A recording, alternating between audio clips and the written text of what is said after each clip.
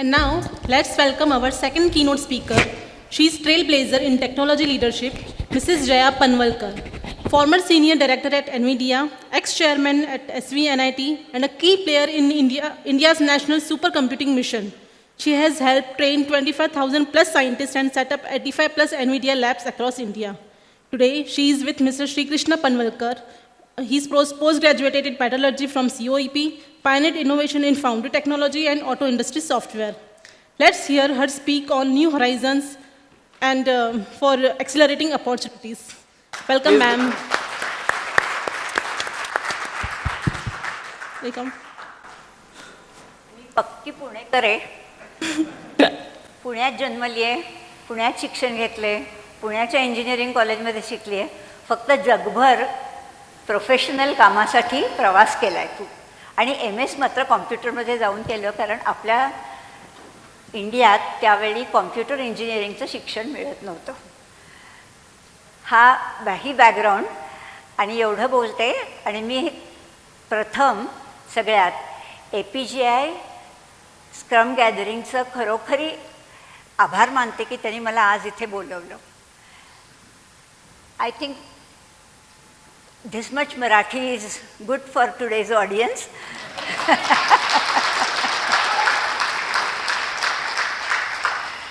I will move on to my speech. First and foremost of all, I just want to ask a few questions to get me aware of that. How many of you are IT engineers or scientists over here? How many of you are software engineers over here?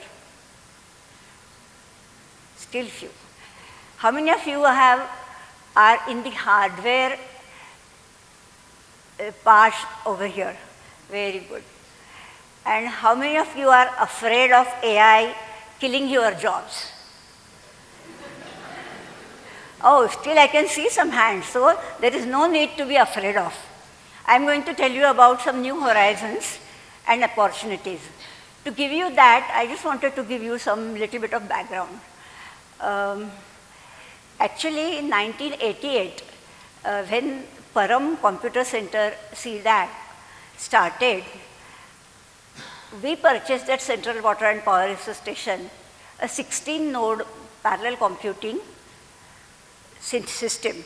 And we tried to deploy on it a mathematical model which used to find out the orientation of the construction of sea walls inside the sea to find out how long it should be so that the waves coming inside are steady. Now, this itself will tell you that it was nothing to do with just the software. It has to do something with the engineering, which was in coastal area. And one of the things that I want to tell you is that as you go for new horizons, this is the situation you are going to face. You have to deal with the domains and your knowledge, and don't be afraid or don't say that, I don't know, I don't want to do this area. Now, why this AI revolution then started? One of the things I will tell you is basically, we didn't have enough data at that time. The parallel computing tools were very much in infancy. What problems we faced, I will tell you. We have to have a team of coastal engineers and software engineers sitting together, also some hardware expertise in handling that board inside our IBM PC. And we worked together.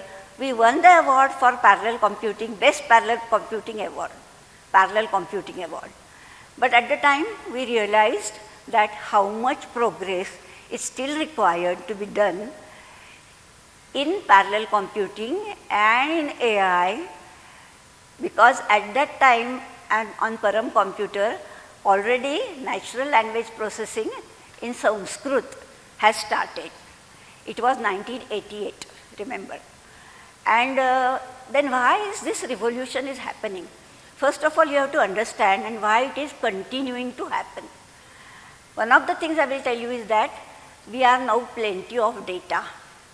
data coming from satellites, data coming for various number of plenty of sensors, and data coming from data feeds. So this is where from all the data is coming. Then we have algorithms which can be accommodated on the computers. Neural networks were not new. Neural networks were tried by the scientists long back. But the memories, the computing power, the data, the boundary conditions, nothing was available to the required extent to give fruitful results. So those algorithms can be executed now.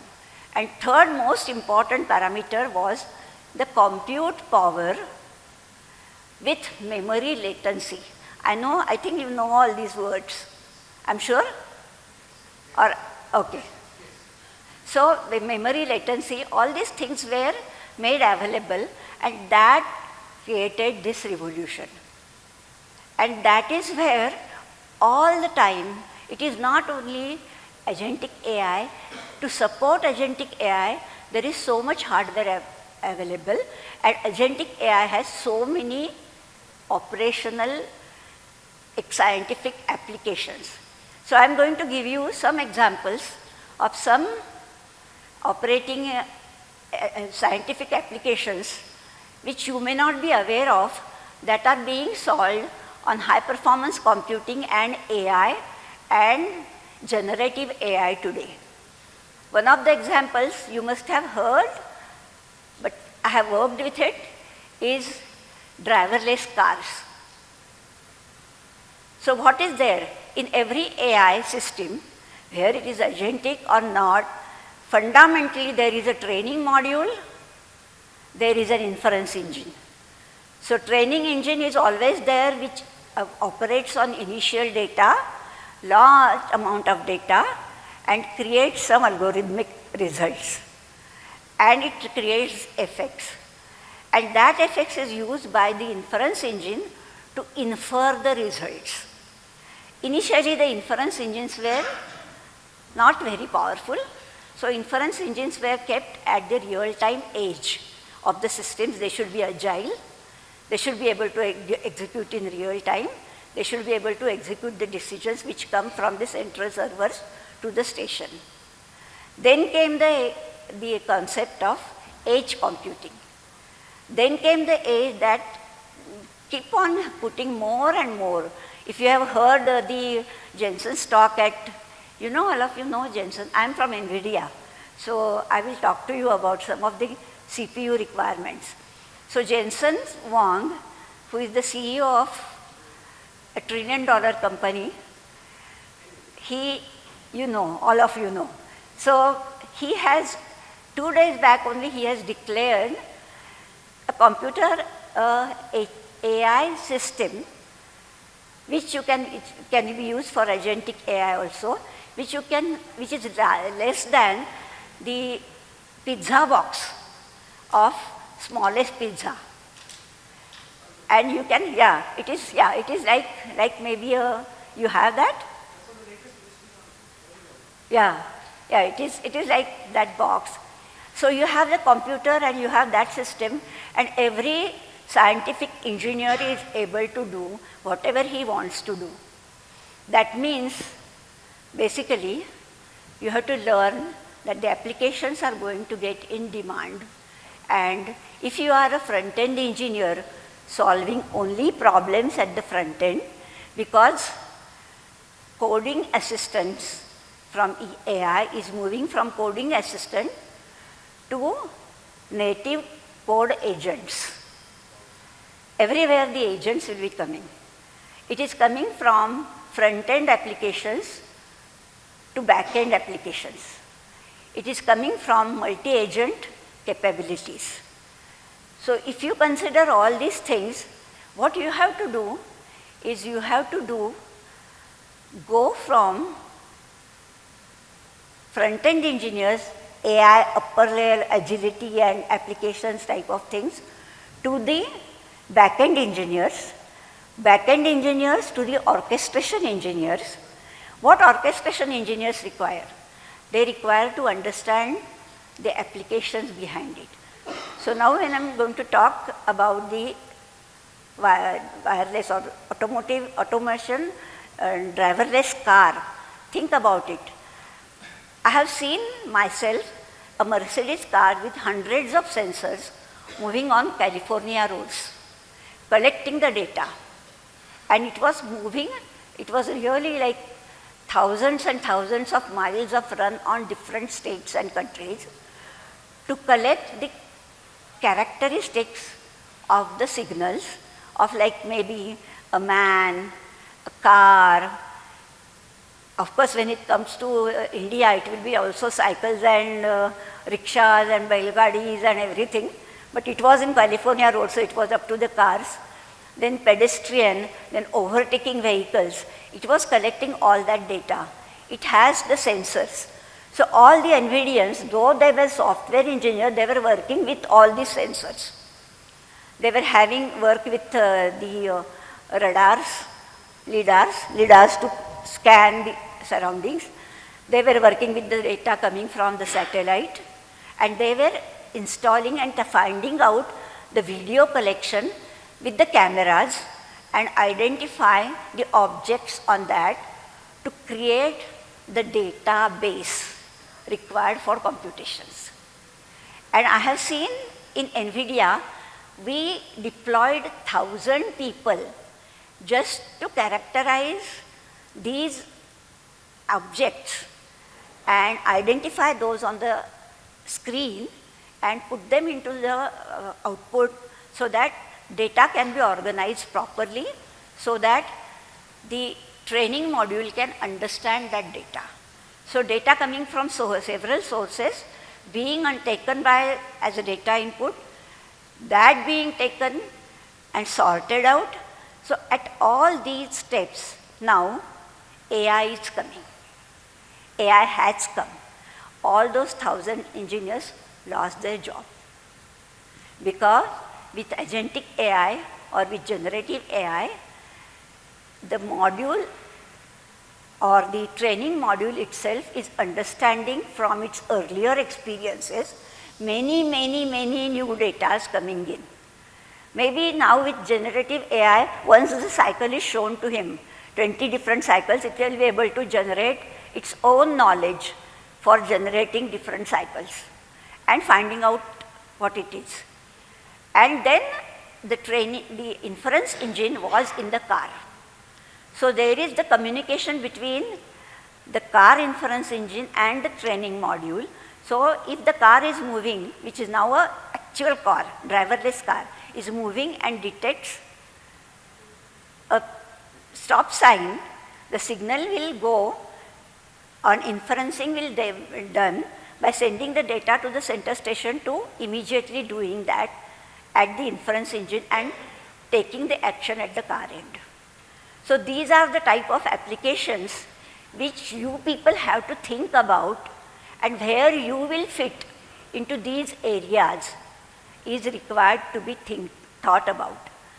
All of these areas require AI implementations, but all of these areas also require how the driver drives, how the objects goes. This application is easy because we all drive, so we know, we understand. So I will tell you, when DeepSeek has halchal macha di, I will tell you their training module was residing on NVIDIA chips purchased earlier than the stock on the typical type of software hardware given to them that was put by the government of US. But before that, they have purchased multiple 100 NVIDIA boards and cards. On that their training module worked. And that training module was used for inferencing type of things. And that's why we have so many NVIDIA systems here in India with Yotta and those kinds of server systems, that we can deploy open source nature of DeepSeek and convert it for our use. Now, second application I'm going to talk to you about, drug design. Do you know Hirus? How many of you have seen the movie for the virus, antivirus. What is the name of that movie? Vaccine 3, Vaccine War, right. So in Vaccine War, you must have seen that how early the vaccine was decided. So I will tell you that in earlier days, a drug design used to take millions of dollars of cost and 10, 15 years to decide a drug or drug molecule. You must have heard, I don't know whether you have heard, long back, maybe 10 years back, there was a drive from University of Berkeley in California so that it can have the compute power from any ideal computer all over California to snatch for computing protein folding mechanism. Now with the high-end compute power, high-end training modules, the drug design can happen in months. Drug protein molecules can be folded in months' time. And new drugs can be found out in sometimes based on the earlier data and based on generative AI concept of redeciding about the correctness of the molecule based on earlier decisions which has taken to that. So now when these agents have already working, what type of orchestration we engineers or we require in our field of agile and AI computers? Think about it. Orchestration engineer need to understand the application requirement. How much data is going to come? How much data storage we need? How much computations are required to be done and what compute power is required? What CPUs and GPUs and combination or cloud or separate system we require? We have to have the feasibility analysis of cost. We cannot go away from the businesses. So one of the things that all of you have to remember is basically that the domain in which we were working where AI can replace us, we have to go away from that and take new jumps into the new areas where cross-functional applications are required to be done. So one of the important things I'm going to tell you is that in CPU domain and GPU domain, you know that the latest GPU of NVIDIA is having 20 petaflop in one single chip of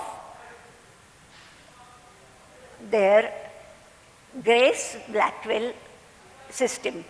Grace is the CPU, Blackwell is the GPU, CPU, GPU combined coming up over there. So that is going to replace the entire inference engines. Now inference engines are going to become very powerful.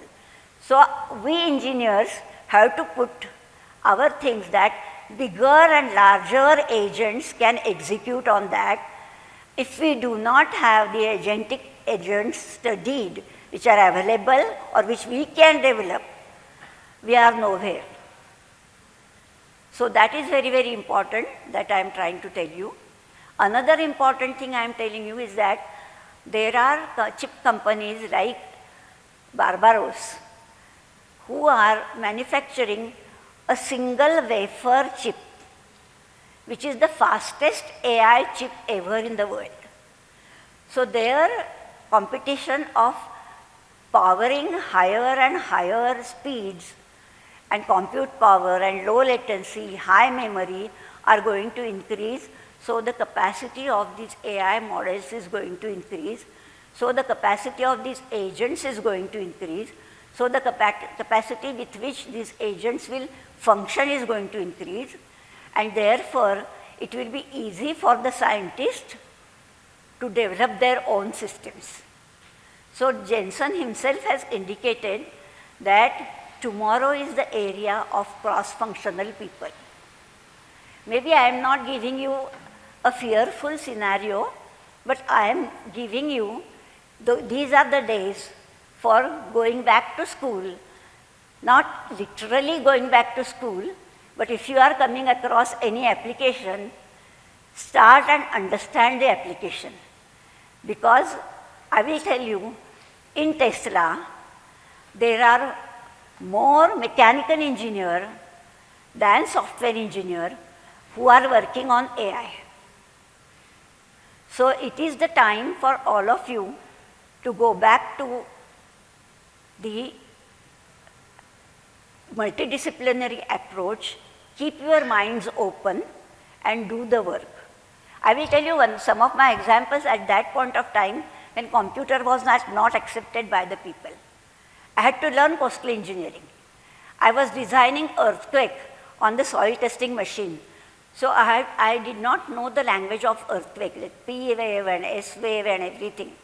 And those people did not know anything about computer. We have to form a team, but I have to understand fundamentally what they want soil characteristic means.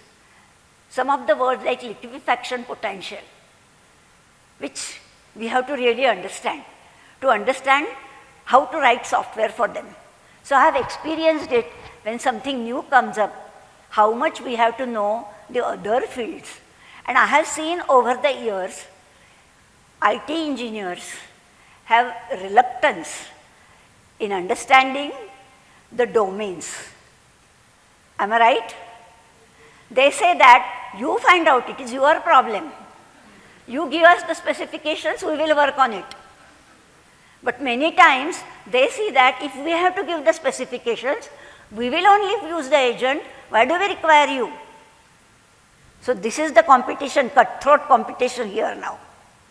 Because it is easy to develop agents or use already available agents. There will be hundreds of companies in these like Google's and Amazon and Microsoft and Nvidia and Zoox and so many other companies who will keep developing different agents.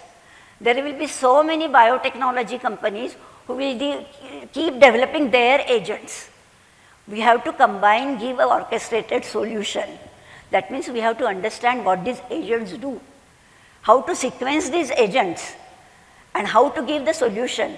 If we do not rise up to that, if we do not become orchestration engineers, we are going to lose the opportunity over here. And that is why cross-functional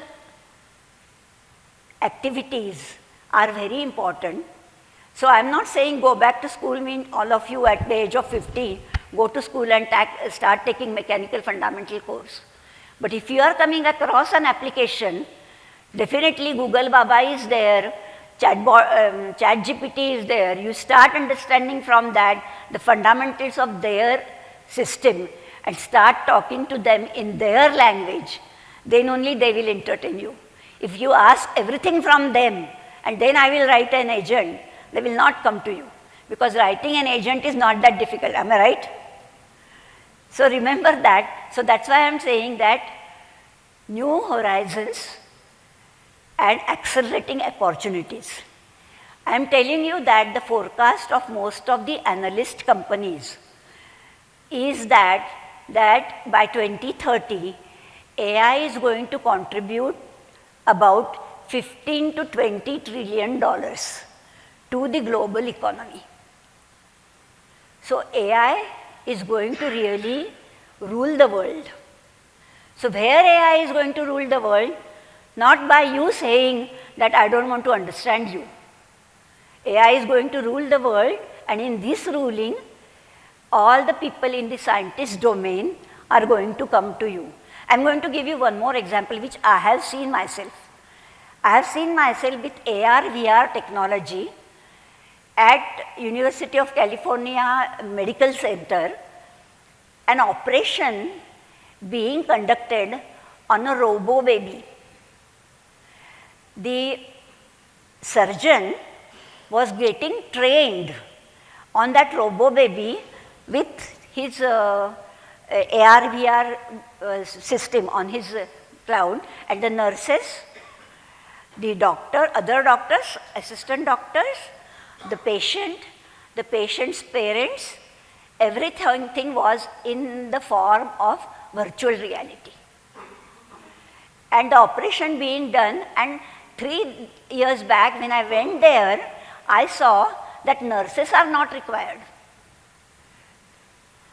The robot is giving, through the generative AI, he was asking for the tools and other things.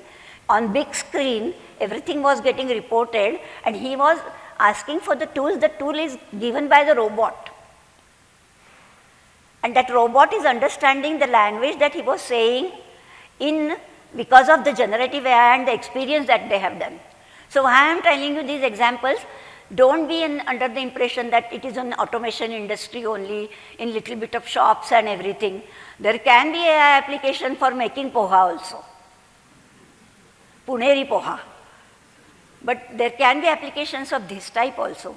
Our aim, if we want to become really the superpower, in few days our applications should be, our eyes should be targeting these kinds of opportunities. And we have so many servers in India which are keeping secrecy of our data. Now Ambani has promised in Jamnagar a station, a server station with 1 gigawatts of power. Power is going to play a major role. Power management will be done by generative AI.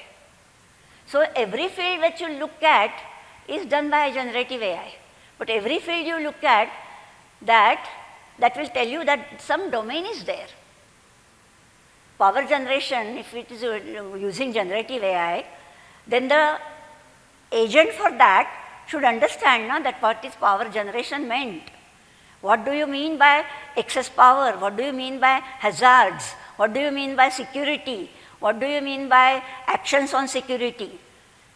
Everything is required to be known from the power point of view, and then you will write the agents, right? Am I right? So understand that these are the opportunities that you have to tackle. So be prepared that in 5 years, you have to be really, really agile to look at this new view. And I hope that I'm giving you some inputs which will be eye-opener, that what a keynote address is expected to do. I don't want to make you fear. We all have so much mental capacity to learn new things.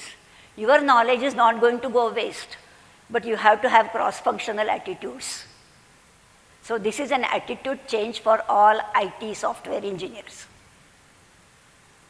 Anything that, how much time I have? 10 minutes? Okay, so I want to take really the questions so that I can answer those.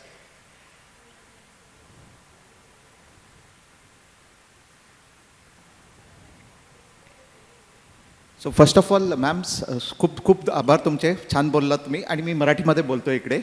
तर मला एक प्रश्न होता तुमच्याकडे, आशुतोष भाटोडेकर बोलतोय, की हे जे model आपण कॅलिफोर्नियामध्ये वापरलं, हे पुण्यात कसं चालेल, कन्सिडरिंग द डायनॅमिक्स ट्रॅफिकचं तुम्ही जे म्हणलात, राईट, डेटा सगळं ते सेन्स करत होता, द काइंड ऑफ. हां, ॲक्च्युली पुण्यातल्या रस्त्यांवर सुद्धा ही कार मूव्ह होऊ शकते.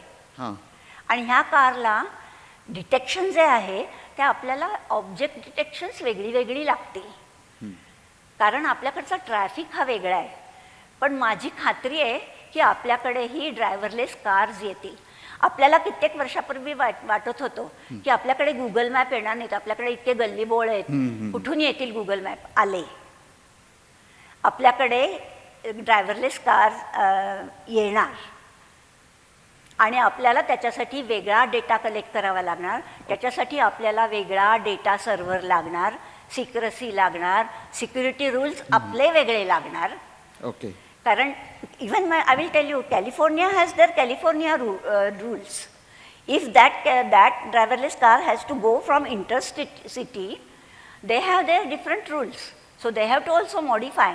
So the central server gets modified, but with edge computing now, the rules for that particular state can get downloaded into the edge, so that for that particular state, it can happen with the car coming into their state, and the inference data will change. Okay. So I'm waiting to live for that day, for a driverless car to come in Pune specifically. Let's hope it comes first in India in Pune. You all do the work so that.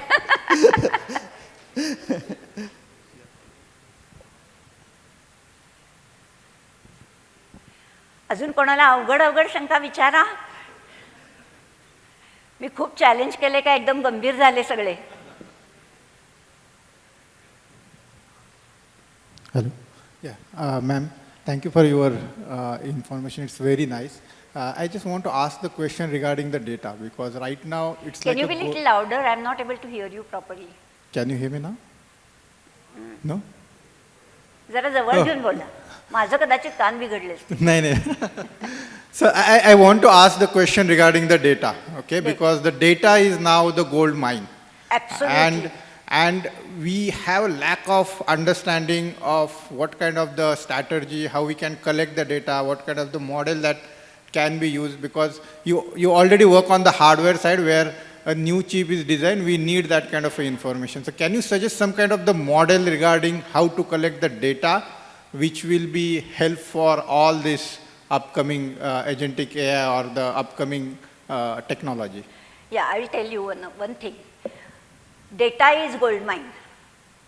Data is important. But data for each application is different. If you go for weather modeling systems, I have a chance to move across the world and in India, when I have set up about 86 labs all over India of NVIDIA for teaching NVIDIA technology to the people. So I have visited IMD also. IMD engineers know that which satellite gives them cloud cover. They know which satellite gives them forest, the rivers, the cloud coverage depth, and they flow the aeroplanes low below so that they have the sensor systems on that and they collect the data. So one of the things that you have to remember is that for us engineers from IT side, if you go to chatbot or ChatGPT, and if you say that for weather modeling, which type of data is required and where it is collected, you will find answer. So that is where your curiosity, you ask a very good question. That is where your curiosity goes, because the application people know where the data comes from. Like I have given the example of driverless car. Who knows the data where comes from? Driver knows the data comes from. Security and rules knows the data comes from the security designers. There are so many standards which I have to follow for driverless car, which have been set by the automotive community. So that has to be known. That has to be put into the data. So data collection is a big important phase. And that depends upon what kind of data you want. Like for drug design or molecular design, you have to know the molecule earlier found out molecule bank and their effect, their drugs designed from them and their effects on the human body. That is the data that is input to your modules. And based on that data, you are going to write the agents. So you require the help of these people and write the agents for them. But you have to understand their language, I am saying. You have to go to their sites, find out what they are doing. Yeah, so like in Agile we say the Gamba walk, okay? I think that is what more needed us. So in Agile word we talk is like a Gamba walk is one of the methodology that we collect the data from the ground and try to use it. So I just connecting with our Agile, how this AI will be helped. Absolutely. And that means that's why I'm saying that when the project comes, you have to be very alert. Yeah. Okay, this data comes in, and then become an orchestration engineer. That's why, because you have to know the pipeline. Na? Without that, how can you write something? Correct. And thank you, ma'am. Thank you for your answer.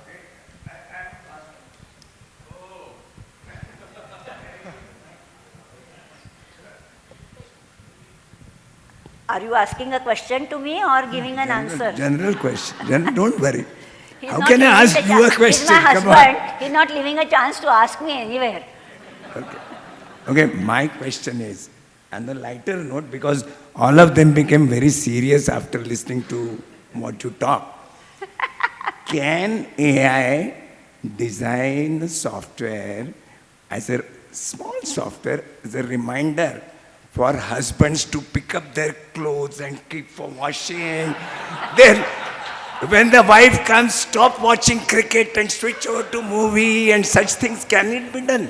Husband can write it very easily because who will give the data in that case? Husbands only. Because they only know now what is required to be done. Wife will only tell the specifications. Yes, you do whatever you want to do. Thank you. That's good. You have? She has some question. Thanks a lot, ma'am, for the question. Yeah, this Ketan here, this side. Where? So, NVIDIA just launched, sorry, can you hear?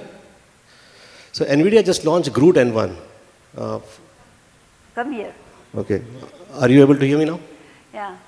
NVIDIA? NVIDIA just launched Groot N1 a few days back, a robot, which is more about understanding a natural language and the movements, basically on the emulating the movements using the observation of the human actions. That's a robot that Groot N1 came in few days back.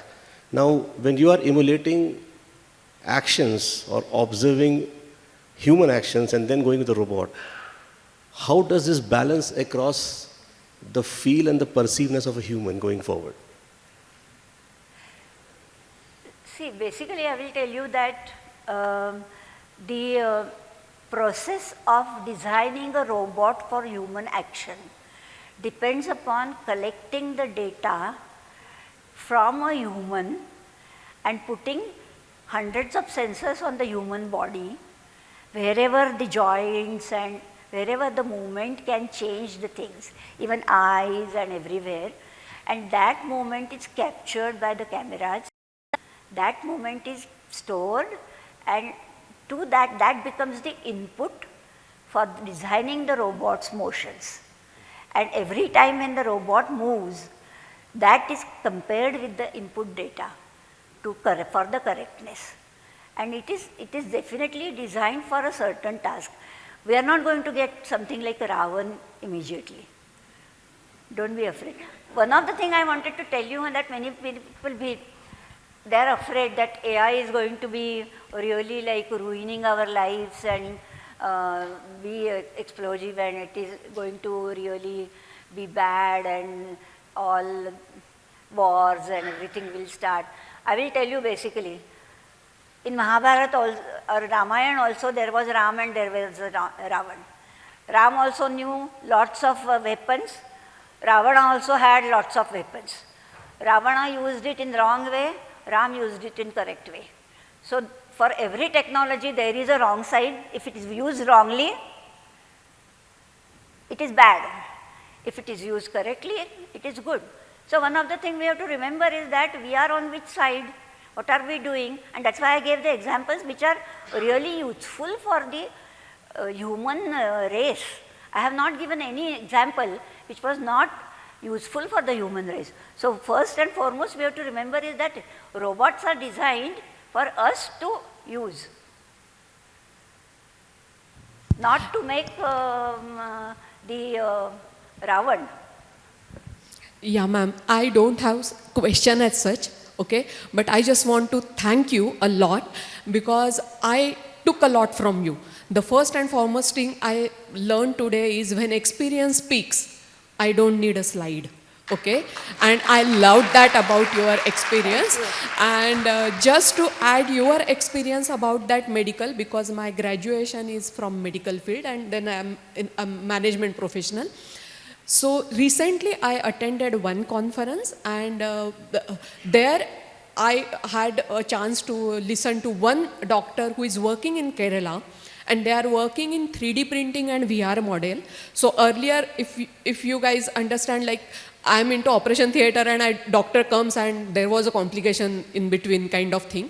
So these things are actually ruled out with this technology because they are getting actual size of, I would say, the organ with 3D printing.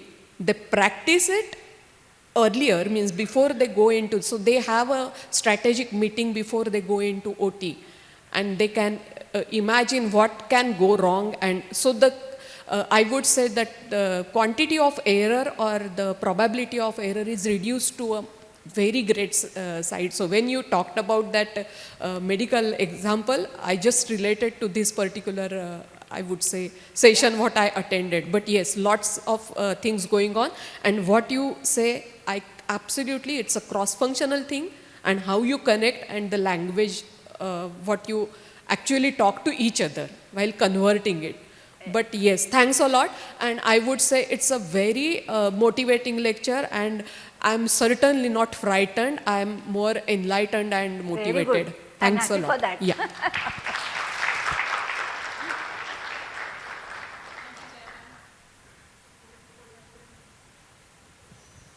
Thank you, Jaya ma'am, so much for this powerful and inspiring keynote. Your work is really, shaping India's tech future, and we are really honored to have you here. Thank you so much. Now I request Mr. Vijay Vade to felicitate Jaya ma'am. Can we have a big Can round we- of applause, please? Thank you.